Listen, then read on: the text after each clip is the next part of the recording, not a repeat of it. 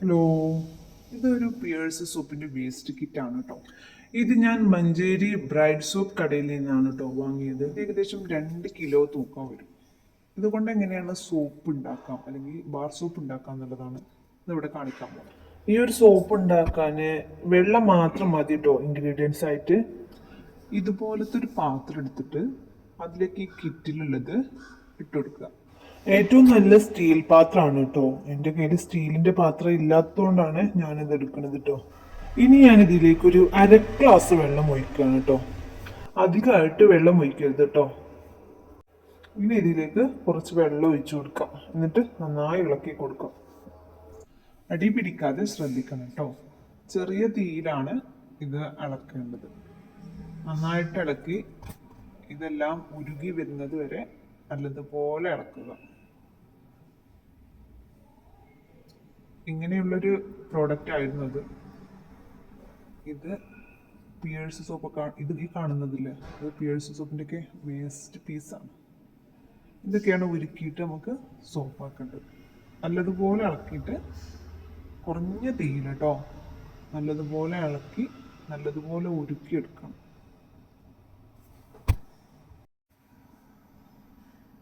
കട്ടകളൊക്കെ ഉണ്ടെന്നുണ്ടെങ്കിൽ നല്ലതുപോലെ കുത്തി ഉടച്ച് നല്ലതുപോലെ ഇളക്കുക. അപ്പോൾ ഇതിങ്ങനെ കുറച്ച് സമയം കഴിയും. ചെറിയ ചൂടിൽ തന്നെ ഇത് പെട്ടെന്ന് ഉരുകി വരും.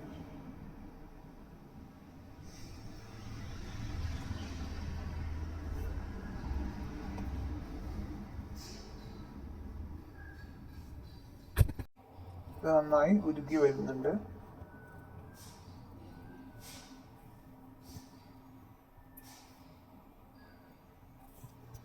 ഇപ്പോൾ ഒന്നുകൂടിയൊക്കെ കഷ്ണങ്ങളൊക്കെ ഉണ്ടെന്നുണ്ടെങ്കിൽ ഒന്ന് ഉടച്ചു വെക്കാം. ഉണ്ടോ, ഒന്ന് നല്ലതുപോലെ ഉരുകി വരുന്നുണ്ട്.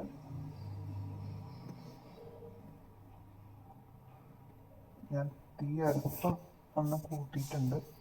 അങ്ങനെ കൂട്ടണം എന്നില്ല, ചെറിയ തീയിലാണ് നല്ലത്.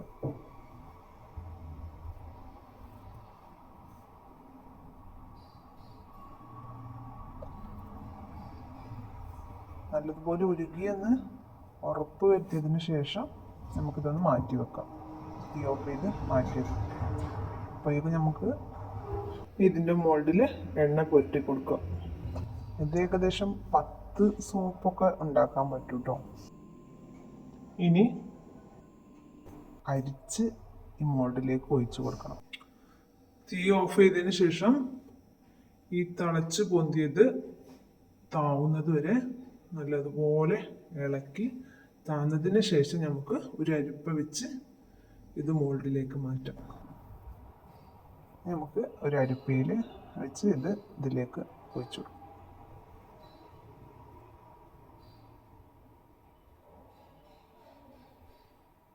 അങ്ങനെ എല്ലാത്തിലും ഒഴിച്ചു കൊടുക്കാം.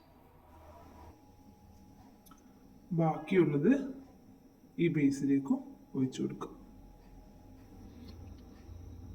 ഇനി ഇത് 1-2 മണിക്കൂർ വെച്ചതിന് ശേഷം എങ്ങനെയുണ്ടെന്ന് നമുക്ക് നോക്കാം. ഇപ്പോൾ ഏകദേശം സമയം 12:30 ഇനി ഒരു മണിക്കൂറിന് ശേഷം എങ്ങനെയുണ്ടെന്ന് നോക്കാം. സമയം 1:30 ആയിട്ടുണ്ട്. ഇപ്പോൾ ഏകദേശം സെറ്റ് ആയിട്ടുണ്ട്. ഇനി നമുക്കിത് പതിയെ ഒന്ന് എടുത്തു നോക്കാം.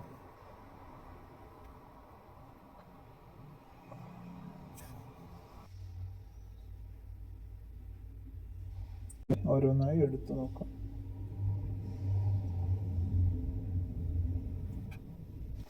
അൽഹംദുലില്ലാഹ്, അങ്ങനെ എല്ലാതും ഈ മോൾഡ് ആയതിനാൽ എല്ലാം പെട്ടെന്ന് കിട്ടിയിട്ടുണ്ട്.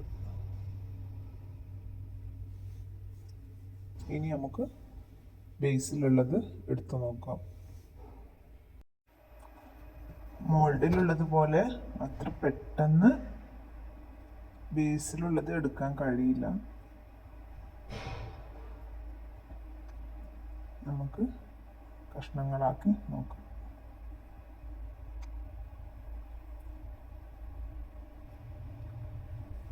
ബേസ് ആയതിനാൽ പോരാൻ നല്ല ബുദ്ധിമുട്ടുണ്ട്. നമുക്കിത് ബാർ സോപ്പായിട്ടോ ഇനി കുളിസോപ്പായിട്ടോ ഉപയോഗിക്കാം. കുളിസോപ്പായിട്ട് ഉപയോഗിക്കാൻ ബുദ്ധിമുട്ടാണെങ്കിൽ ബാർ സോപ്പായിട്ട് ഉപയോഗിച്ചാൽ മതി.